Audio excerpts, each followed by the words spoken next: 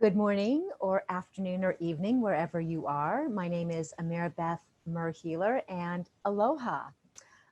This is a show, if you're new to this show, my show is Tales from the Mer World. Is all about exploring ancient lands like Atlantis and Lemuria and the Mer World. I talk about some subjects that are kind of unique in the world, kind of out there in some people's knowledge base, but to me, very, very familiar and very, very important. And when I started to really learn and explore about my soul purpose, and about, these mythical lands like Atlantis and Lemuria, it really sent me on a journey to explore and understand more about not only the origins of my soul and my soul purpose, but really the origins of all of us. It started to get revealed to me that what we learn in our history books, and what we learn from our parents, our teachers, or whoever, that's just one side of the Rubik's Cube. Like, that's just a very small portion of the reality, or the interdimensional reality that is available to us. And that, once we start to tap into other teachings, other esoteric teachings, once we start to tap into theology, mythology, ancient history, science, esoteric symbolism, all of that, and our own personal experiences, we start to see all sides of the Rubik's Cube. And I like to use that analogy, the Rubik's Cube, because it gives you a really good visual in your mind about, that toy that we all played with when we were kids, if you're old enough to remember that, when you got your Rubik's Cube, it was all sides of the cube were in place. They were all yellow, red, green, blue. I think there was 6 sides to the Rubik's Cube, right? And then the game was to mix it all up, and to see if you could put it back together. And it was a mathematical quandary and a big brain tease that, for most of us, for me, I could never put the Rubik's Cube back together. Like, I could get kind of close and get some rows and things like that, but I couldn't quite get all the sides back together. And, and I remember looking at this thing and picking it up and putting it down and getting so frustrated, and then laughing when other people would try to put the Rubik's Cube back together too, because very few people in the world could really match up all sides and understand, bring that right and left brain together, that would allow them to go through the geometry within the Rubik's Cube, and the mathematical patterns to put all 6 sides back together. And if you were able to do that, you're considered to be a pretty smart person, a pretty unique person. So when I talk about the Rubik's Cube, or when I talk about multi-dimensions and realities, like that idea that we have different segments of reality, different teachings, different dimensions, they're all mixed up, right? We come into Earth. Before we come into Earth, I think we see and know and understand it all. When we are soul, when we are spirit and with God, we have this like very vast understanding, this integrated understanding. It's not even an understanding, it's an embodiment of all things. We're as close to God as we're ever going to get when we're in spirit.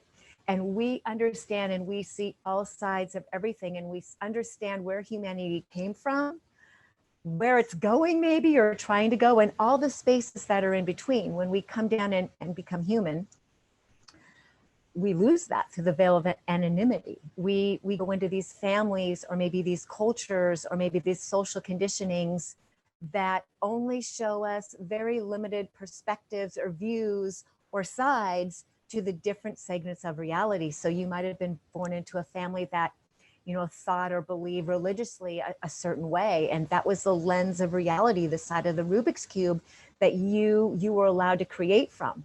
You might have been born into a culture that was really segmented or polarized in a certain way, and that was your lens of reality. You might have been lucky enough to have maybe 2 or 3 different, sides or segments or programs that you were allowed to see and experience as a child. Most of us, we that availability to us to come into parents or to teachers who really have a working knowledge of all these different segments, of all these different, lenses of reality, that's pretty rare. So most of us go through life with a very, what I feel is a very limited perspective of the spectrum of information that is available to us. So I was one of those people born into, Catholic family, parents, very wonderful, very loving, but just didn't embody anything beyond the practical, everyday kind of run-of-the-mill knowledge of science, spirituality, whatever. They were very practical and very pragmatic in their life.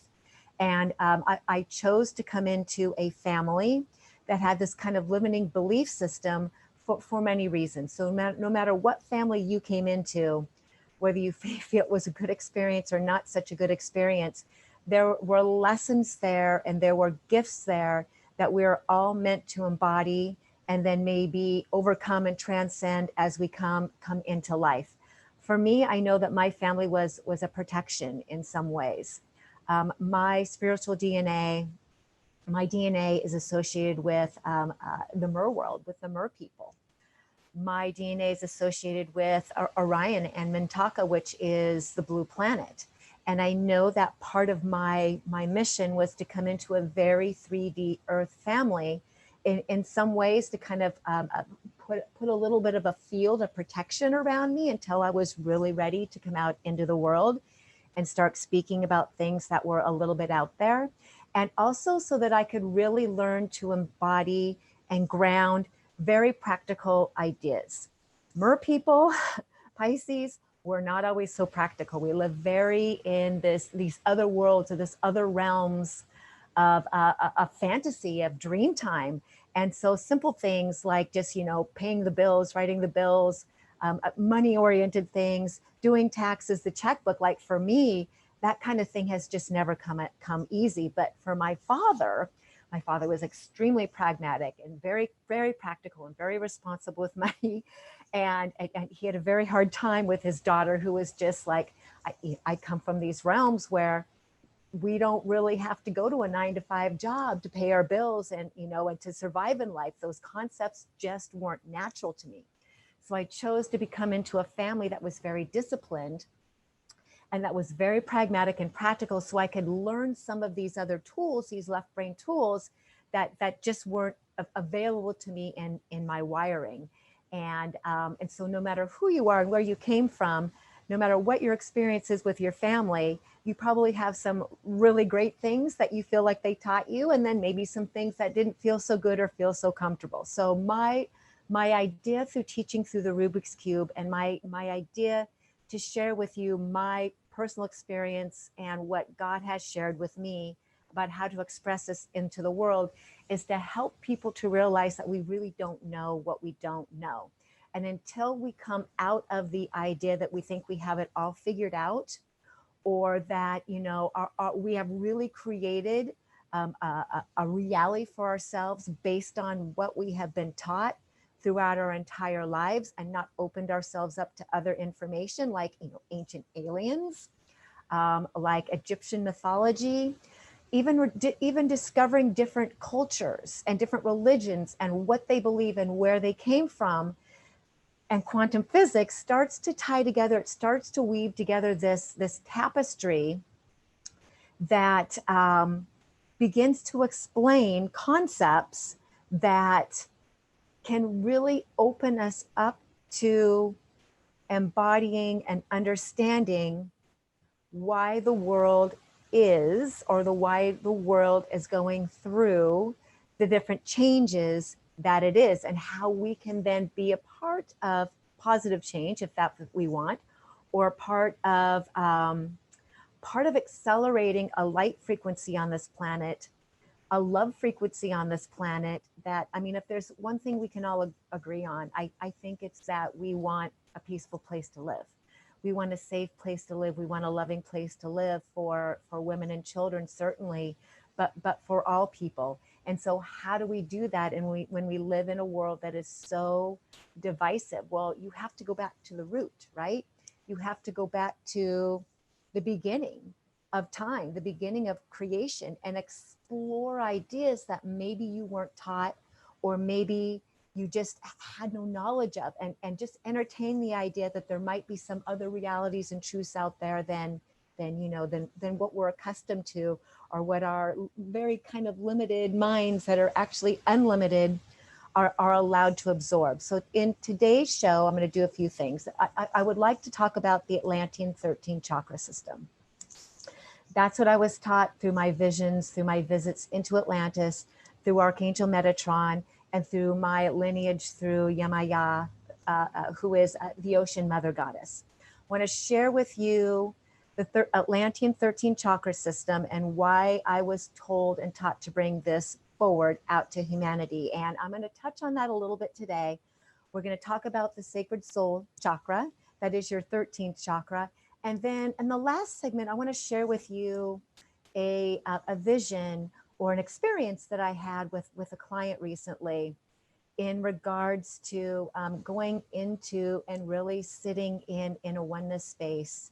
And, my life, my teachings are really about symbols and about water, and about how ancient esoteric symbology through the element of water has helped create all of life. And I had a really amazing experience with a client where I got to go sit in that void and visit with that oneness that I would like to share with you towards the end of the show. So if I'm new to you, you can find me at ameerabeth.com. That's my website. Actually, I have two web addresses. The other one is wisdomware.org. Not only am I a healer and teacher of Atlantean 13 chakra systems and energy clearings and aura clearings, I also work as a past life regression therapist and take people into other realms and realities through hypnosis or through trance, for you to be able to have your own experiences in these other realms and realities, and your own experience with your higher self or your guides. Go in shamanically, I move in there with you, help you with the trance, and then allow you to really connect to that which is greater than you, working and acting through you, and these other aspects of your soul that might be here to bring you messages or to help you to heal from different kinds of things going on in your life. You can also find me on YouTube under Ameera Beth Mer Healer. This series, Tales from the Mer World, I believe this is maybe my 13th episode. I have a whole library of these shows where I talk about the esoteric lands, Atlantis, Lemuria, the Mer World, Avalon, and some really great guests. So if you'd like to do a little bit of a catch up on what you're getting a taste of here, you can see that at Ameera Beth Mer Healer on YouTube. Or again, visit me at my website, ameerabeth.com, if you would like to book through my site and have a session with me. This month in October, I happen to be running sessions 25% off. If you're watching this transmission beyond October 2020, just hit me up and I would be happy to honor that price.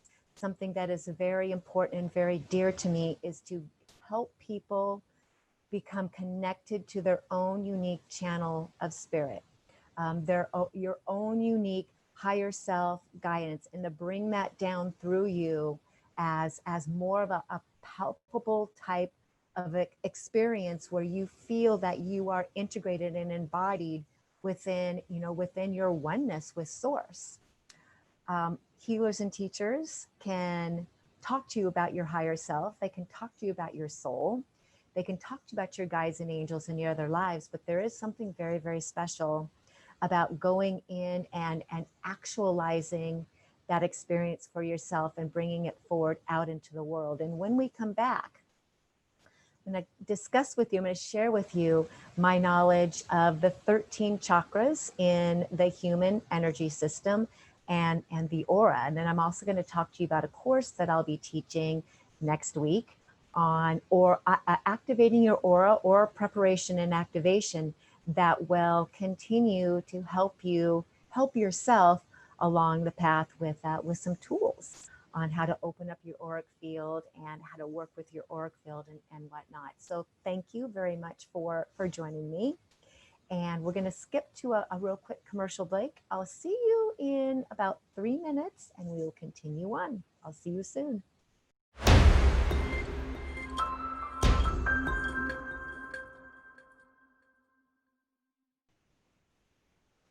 Aloha, everybody, and welcome back to Tales for the Mer World Radio. My name is Ameera Beth, Mer Healer. This is a program where we explore ancient lands like Atlantis, Lemuria, the Mer World, Avalon, all things very existential and very mythical.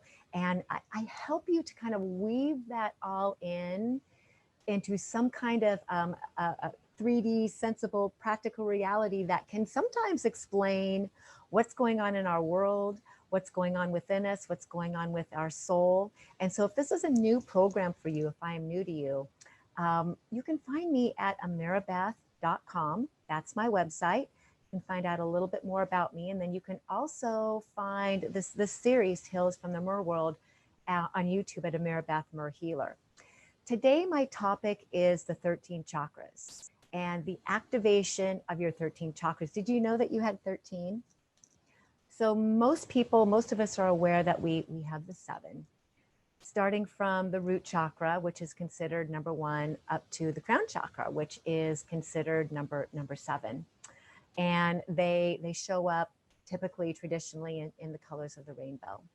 And for a very, very long time, the 7 chakras were introduced to humanity through the great yogis and through the great ancient traditions as a way to activate our energy centers. They are energy centers. They are wheels of light, maybe activate our kundalini and open up to the divine. And so these teachings have served humanity for a very, very long time. And at the rate humanity has grown, over the decades, especially over the last decades, we are now ready to receive deeper and more ancient teachings. So the great Sanskrit and Indian teachings are ancient, but they are not nearly as ancient as the Atlantean and the Lemurian teachings, which go back hundreds of thousands of years instead of maybe 5,000 years. So when I began to go through my spiritual awakening and I began to go on journeys into Atlantis, I began to explore and see myself in Atlantis under the healing temples, working with people with very brightly colored lights, which I learned were the Andara crystals, and working with people on, I could see many points of light going up and down their bodies, more than just the 7. And as I went deeper into my awakening and into reading, reading other authors and other teachers, I came across a book by a lovely English woman named Diana Cooper. And Diana Cooper wrote a book called Discover Atlantis. And that's her channeled book of what her guide shared with her about Atlantis and all things Atlantean, all things the great kingdom of Atlantis. And one of the things she talks about in that book, which really opened me up to my own remembrance, is the 12 chakra system. And she talked about how the Earth Star chakra is actually the first chakra beneath your feet, and it is our grounding chakra. All the way up to the 12th chakra, which is about a foot above the head, and it's known as the stellar gateway chakra, and it's gold. And then all these lovely energy centers that are in the way. So I'm going to give you a really quick introduction to what your 12 original Atlantean template chakras are. And then I'm going to talk about the 13th chakra. And the 13th chakra was something that was given to me by Spirit some years ago. I was told there was a 13th energy center. And I'm going to get a little bit more into that story first. I'm going to digress back to the 12. So 12 energy centers are a brand new concept to you. I want you to think about the number 12. I love numerology. I love the idea that numbers carry an imprint and a particular meaning and a vibration. And, Pythagoras taught us that everything is numbers. Everything breaks down to numbers. And numbers not only have a literal meaning when you're counting, there's a vibrational frequency that it is attached to them as well. And so seven is the number of God. 7 is the number of spirit. It's God's number. That's the spiritual meaning coming from very many ancient texts that explain that. That's the number 7 is associated with spirit. The number 12 is associated with completion. So I want you to think about 12 hours in the morning, 12 hours at night. We complete the AM. We go to 12 hours of the PM. Think about 12 months in our solar calendar. After those 12 months are complete, we start again at 1. There were 12 tribes of Israel. There's 12 signs of the zodiac. And then we go into the first sign of the zodiac again. So 12 represents completion. And that's something that has been acknowledged in many spiritual and esoteric traditions.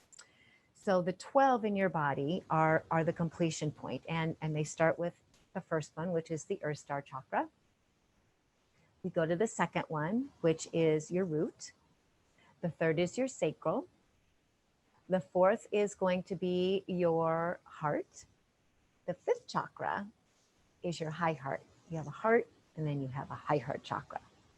High heart is about receiving. We talk a lot about the heart being, giving, the giving in the love center. The high heart is actually about our ability to receive. Sixth chakra is the throat. The seventh is the third eye. The eighth chakra is right above your head, right up there. It's called the Soul Star Chakra. Then you have a chakra right behind your head that is known as the light star. Okay, it's the voice of your soul. There's a chakra right back there. Soul star back here, light star right here, mixing them up. 8, 9. 10th chakra is going to be 10th chakra is going to be, I'm going to start that over, guys. First star is your earth star. Second one is your root.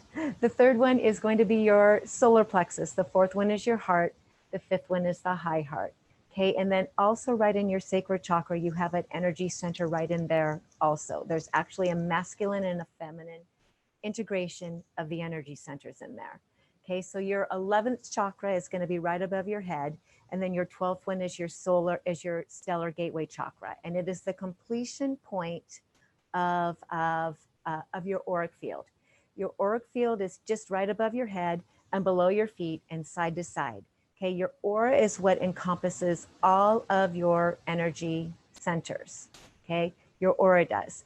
That is the protection. You can see kind of the rainbows around my body. And I put that there intentionally so that you could see that you have a delineation point that demarks your energy and the energy of the rest of the world. And so your aura is going to contain all your 12 and then 13 chakras. This is your sacred space right here. Okay, this is your energy, your field of light that holds your sacred space. Everything outside of your auric field is beyond you. Okay, it's not yours. This is your energy. So we know about the number 12. The 13th chakra, and one day I was just kind of meditating, just feeling into spirit, thinking about my 12 chakras, and I heard this voice from Metatron, from my guide, say there is a 13th chakra, there is a 13th energy center. The 13th energy center, 13 represents your mastery. So if you think about 12 being completion, Jesus had 12 disciples, right? And King Arthur had 12 Knights of the Round Table. So what happens when you add the 13th? You bring in the master, right? 13 is about mastery. Jesus was the master. King Arthur was the master, okay? Your master energy center is right here between your heart and your solar plexus. So Metatron showed me that there is this 13 master energy center that has begun opening within all of us, whether you're aware of it or not. that energy center has begun to open and expand. And that is our Christed energy center. So if you can remember having some feelings, maybe you have some sensations right there that not quite your heart, not quite your solar plexus, but something, some kind of a pulsating or pressure or discomfort or something within that part of your body that feels like it's looking to expand. That is your 13th energy center opening up. So it doesn't really matter if you, it doesn't really matter if you're aware of this energy center or not, because it's happening within you. But when we do become aware of what's happening within our body, okay, when we do become aware of that and we tune into it and we work with it consciously, that can greater accelerate the ability, the natural ability for our master chakra to begin to open. It's associated with life purpose and mission. It's associated with our Christedness. So if you think about sacred geometry and symbols, if you think about what's known as the Vesica Pisces, which is the two spheres coming together to create the third in the middle, right? The two becoming one, but still being uniquely their own, creating a third in the middle. Okay, if you think about your heart and your solar plexus being, it's their individual energy centers, and you begin to merge them together, and the third that is created is the opening. It's that trinity or that opening of the sacred soul chakra bursting through there, allowing us to know and understand and embody our Christed light at a deeper level. I see the sacred soul chakra as white, as brilliant white light. But if you know, if you're tuning into yours right now and going, gosh, there is something there. What is that? You might see it as white. You might see it as something else. As a matter of fact, all our energy centers, even though they are ascribed a color traditionally, that's all changing. That's all changing because the metahuman template is not confined or restricted to rules and regulations about what colors are or should be. You are the master, you're the creator of your energy field, you are the master and you are the creator of your 13 chakra system. So if you look at your root chakra and it doesn't look red to you, if it looks some other color, then it's that color. If you look at your heart and it no longer feels like it's the traditional green or green and gold, it feels some other kaleidoscope or some other hues moving through there, then it's really important that you trust that you tune into that, and that you allow your energy centers, okay, your chakras, your auric field to develop and embody colors that are a reflection of your soul. Okay, they're a reflection of your higher self and a reflection of how you are uniquely growing and experimenting with spirit. Throw the colors out the window, throw them out the window. If you feel like you are ready or you in the process of expanding yourself multidimensionally, vibrationally, frequency, color-wise, in your own unique way. You know, these great teachings that have been handed down have been great stepping stones for us. But as we grow into deeper union and communion with our higher self and with our oversoul and with God, it's time for us to really kind of let go of all the rules and the restrictions and allow what is organically moving through us as us to become a trusted part of our inner guidance, of our knowledge and our intuition. So I'm always really curious to hear from other people about what you observe in your own energy center, you know, how you feel about your own energy center, what you see, what feels like truth to you. So I'm going to take you through a really quick activation of your sacred soul chakra. Then we're going to take a break. So we're going to do this activation because I really would like you to try your best to tune in through my words, through my voice, to your own self and see what's there and see what's possible and see what you can create in this moment. And then if you want to write and tell me about it through Facebook or through YouTube or email, whatever you want to do. I always really enjoy hearing people's own unique expressions and stories, because that just reinforces what I really feel is true, is that we are the creators of our own energy and our own vibration. So here we go. So for those of you who would like to try to tune in, to really want to get a feel and a sense of where your sacred soul chakra is, your master chakra, I invite you just to close your eyes and just drop fully into your bodies. So with your breath, just bring forward, call in your energy, your spirit, your essence, call that really deeply back into your physical body. This is a very physical body experience. And just utilize your breath and do some nice deep breathing in and out of your nose, and call forward or bring forward your spirit, your essence, and your intention right into that space between your heart and your solar plexus. The sacred soul chakra is there. And you can just take a few moments to feel and observe and integrate this space right between your heart and your solar plexus. And if you want to just take some nice, deep, easy breaths into it, and with your out breaths, let it to expand and open, and just trust yourselves. All these meditations, all they are is exercises in trusting ourselves at a deeper level, and knowing that as we place our intention, as we place our thoughts into what's possible, allowing into a space of allowing, we can very easily go into that part of us that knows and can fully experience the opening and activation of our 13th energy center, our sacred soul. And as you move deeply into that space, into your body, just through your mind's eye, just observe a color and just observe a size. And if you want, you can even experience your sacred soul chakra growing like a great big beautiful ball of light. And I allow mine to come in and encompass my sacred soul chakra, or my solar plexus, and my heart. And I allow my sacred soul to merge fully as this beautiful triad of light and envelop all three chakras and make them into one. And I allow my master chakra to help my solar plexus, which is about our power and our confidence and our courage and our purpose, to merge with my heart, which is what I am heart-led, heart-sent here to do. And I allow those energy centers to begin to work together as a trinity of light. And you know, the number 3, the Trinity, is very powerful also.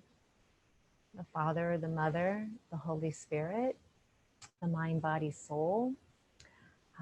All kinds of analogies for the number 3 being the triad of the masculine and the feminine, and the union with God. And if we are working to balance our masculine and feminine energies and unionize it with the Creator, it really happens through our sacred soul and through our Christhood, where we know ourselves as wholeness and as completeness and as never in separation. So just take a moment to enjoy that sensation, enjoy the colors, enjoy the light. I am going to ask Olivia, my producer, to go ahead and take us on into a 3-minute break. And when we come back, we'll discuss just a little bit more about symbols, symbology. I'm going to share with you a really wonderful experience I had with a client sitting in the void of oneness and in the void of creation, and what I think that means to us as a collective. I'll see you in just a few moments.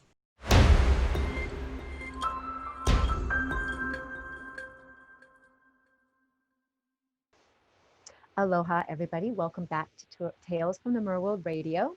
I'm your hostess, Ameera Beth Healer. And in our past 2 segments, I've been talking about our 13 chakra system. I've been talking about our sacred soul chakra, which is the 13th energy center.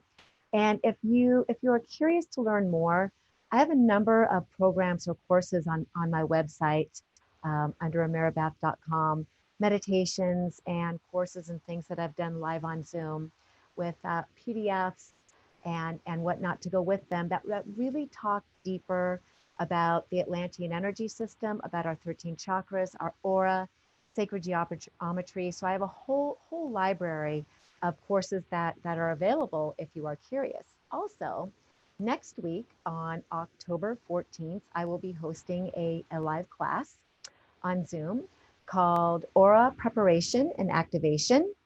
That's going to be on October 14th at about, I think I have it at 4 p.m. Pacific time.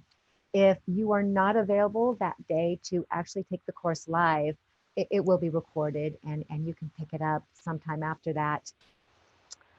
If you're listening to this broadcast after the 14th of October, then just go ahead and look to my website and you can pick that up. And it's a course where I'll go into a little bit deeper, much deeper, about some of the things we spoke about today, and namely your auric field and how to utilize your aura as a benefit to you, as an asset to your energy and to holding and emitting your own vibrational frequency in a world that kind of is has a lot of willy-nilly energies that can come in and affect us and change us from the inside out. I'm a very big believer in giving people tools for sovereignty, for giving people tools to help yourselves to maintain your own energetic hygiene. I like to call it. You know, you can do a clearing session with me. I can help you with your chakras and your energy center. That's a great way to go. And also, if you want to learn to do these things for yourselves, which we all are capable of doing, then I offer these great tools off my website to assist you along with that. In the next segment, I'm going to share with you, or I'm going to attempt to share with you a vision or an experience that I had recently with a client. I work with people very shamanically when we do hypnosis and when we do trance, meaning I go in with my clients, walk by your side, go in and help be a guide and hold space. And it's also very important to me not to interfere with anybody else's experience. So while there's guidance there and while there's space holding there and sometimes a little help along the way, I really like to empower my clients to fully have their own authentic experience and visions and informations and to talk and tell me about it as we go along. In this experience, when my client came before me, she said, Ameera, she says, I feel like you're going to be in this, wherever we're going, I feel like you're going to be in this with me. And I thought, well, okay, maybe. She says, I feel like you're going on this journey with me. And I really feel called to do it with you because we need to do this. We need to do this together. So we set an intention for our session. And what happens often sometimes is we set an intention, which is a very practical thing to do before you meet with spirit. But then our higher selves have their own agendas. Our intention was to go into an Atlantean lifetime, a root Atlantean lifetime, to have her look at some things that she was navigating in this lifetime. But that didn't happen. Instead, my client was sent into the void or the abyss in the beginning of all creation. And I won't talk too much about what she experienced because that's her sacred session, but I will tell you about what I experienced, and she was right. I fully went in right along with her, had a similar but my own experience, and at the same time we were seeing and observing the same things, which was really, really amazing. So as we went into our experience, we were taken through the eye of the Vesica Pisces. And we are taken through, it's so hard to explain the intangible, right? Trying to put tangible words to the intangible is really tricky, but I'm going to do my best. We went back into the beginning of creation. And as we went, we were kind of in reverse, I guess. We went in reverse and we were brought out of the earth and we were brought back into water, space water. space water, not like the water we have here on Earth, but the origins of where water was initiated from. And within that water, within that liquid plasma light water, that's what it was like, I saw many, many symbols. And I saw how matter was created through symbols. The first, the first sound uttered by God was Om. God spoke Om, which is the primordial sound of the universe, which started the creation of all matter. And we experienced that. We didn't see it. We experienced how that happened. And again, trying to put words to the intangible is really challenging. But we experienced the symbols that created elements, all elements, and created form. And we experienced them as sounds. We didn't just experience them. I didn't just experience them as a symbol, only a symbol. I experienced them actually as a sound or a tone, and I could hear creation happening within this liquid plasma light. And then I saw very clearly the Vesica Pisces appear. And the Vesica Pisces, again, is the two spheres coming together to create a third. And through the third, all souls were birthed.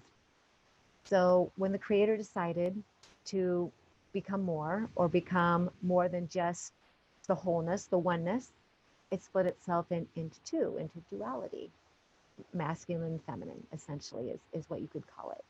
And through the center, through the yoni of that Vesica Pisces, were birthed the first 144,000 souls that became the higher selves of all souls that they inhabit the earth. And I watched that happen, and I watched my own birth as one of the 144,000 deciding to come forward and experience or create or take part in what is known now as duality.